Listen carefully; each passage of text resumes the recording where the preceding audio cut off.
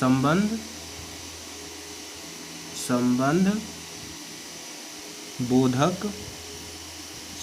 बोधक अवयव, ठीक ना, संबंध बोधक अवयव, ठीक। तो चलिए इसका जानते हैं डिफिनेशन क्या होता है। तो प्रीपोजिशन वह शब्द है जो प्रायः किसी नाउन या प्रोनाउन के पहले उस नाउन या प्रोनाउन का संबंध वाक्य में प्रयुक्त किसी अन्य शब्द या शब्दों से कराता है, उसे ही प्रीपोजिशन कहते हैं। तो चलिए लिख लेते हैं। जो प्रायः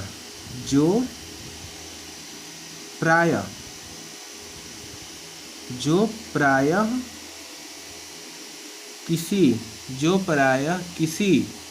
नाउन या प्रोनाउन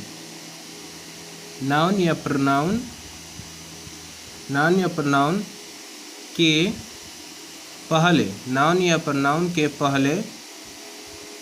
पहले आकर उस नाउन या प्रोनाउन का संबंध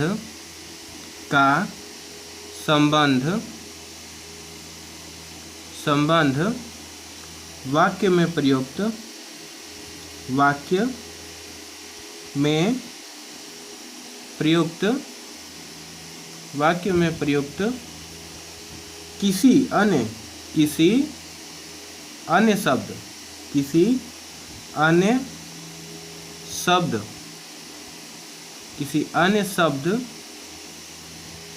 किसी अन्य शब्द या शब्दों से कराता है, उसे क्या कहते हैं?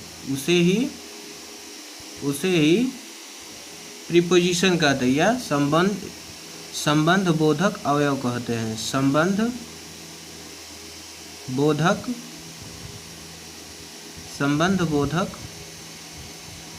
अवयव कहते हैं, ठीक ना, अवयव कहते हैं। इंग्लिश में लिखना चाहते हो तो लिख सकते हैं, a preposition is word usually placed before a noun और pronoun to show its relation to some other words in the sentence, ठीक ना।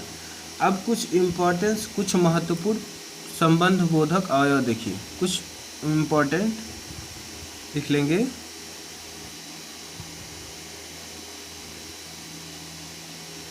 Some important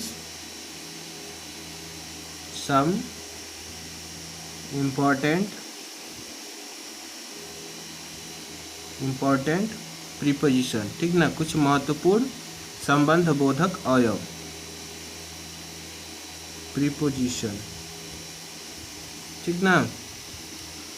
अब इसे हम क्या कौन कौन से कुछ महत्वपूर्ण कौन से होते हैं प्रीपोजिशन तो दिख लेंगे। जैसे इन, एक हो जाएगा इन, ठीक ना।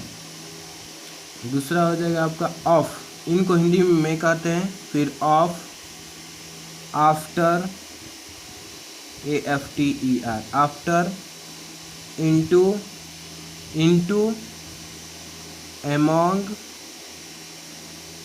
among, before, BFORE, before, on,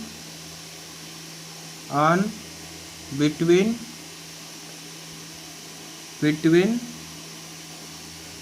for, at, under,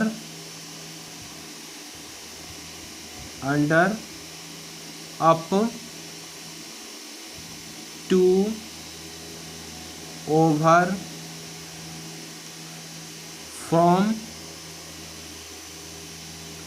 with, below, BELOW, below, by, without, sorry गलती हो गया, without, near, near, about, ABOUT, about. ये सभी क्या है, ये सभी आपका प्रीपोजिशन है, ठीक ना। ये महत्वपूर्ण प्रीपोजिशन है और इसी को प्रीपोजिशन कहते हैं और ये वाक्य में कैसे प्रयुक्त होता है। और चलिए देखते हैं, ठीक ना। पहले हम देखेंगे इन, इन, ऑन और इन, ऑन, टू और फॉर का प्रीपोजिशन देखेंगे, ठीक ना। अब देखिए